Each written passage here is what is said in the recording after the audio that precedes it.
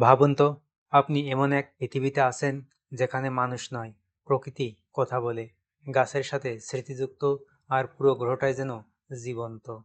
দর্শক, আজ আমি আপনাদের নিয়ে যাব এমন একটি মুভির জগতে, যেটা শুধু সিনেমা নয়, বরং মানুষ বনাম প্রকৃতির এক ভয়ঙ্কর বাস্তব গল্প। মুভির নাম এভাটর। গল্পের শুরু হয় ভবিষ্যতের এক সময়ে, যখন মানুষ পৃথিবীর সম্পদ প্রায় শেষ করে ফেলেছে। নতুন সম্পদের খোঁজে মানুষ যায় এক দূর গ্রহে। গ্রহের নাম প্যান্ডোরা। এই গ্রহে বাস করে নীল রঙের এক জাতি।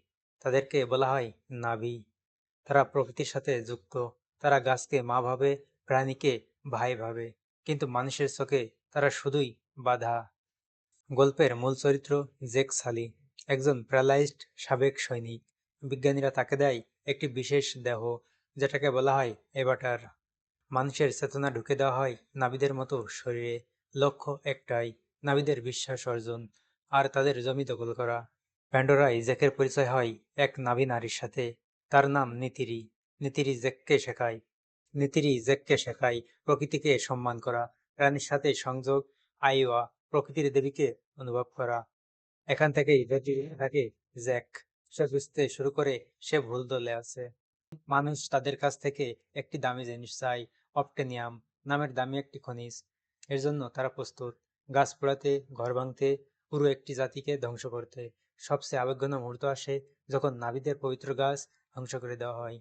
এখানে জ্যাক নেই জীবনের সবচেয়ে বড় সিদ্ধান্ত। জ্যাক আর মানুষ থাকে না, সে হয়ে যায় নাভি।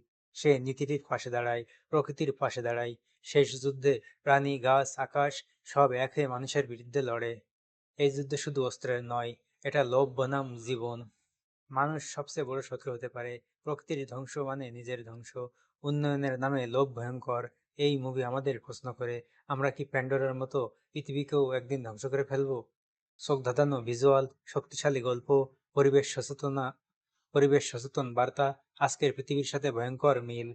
আপনি যদি প্রকৃতিকে ভালোবাসেন, তাহলে এই মুভিটা শুধু দেখা নয়, অনুভব করুন। ভিডিও ভালো লাগলে লাইক দিন, কমেন্টে লিখুন মানুষ না প্রকৃতি, কে জিতবে শেষ পর্যন্ত। চ্যানেল সাবস্ক্রাইব করুন।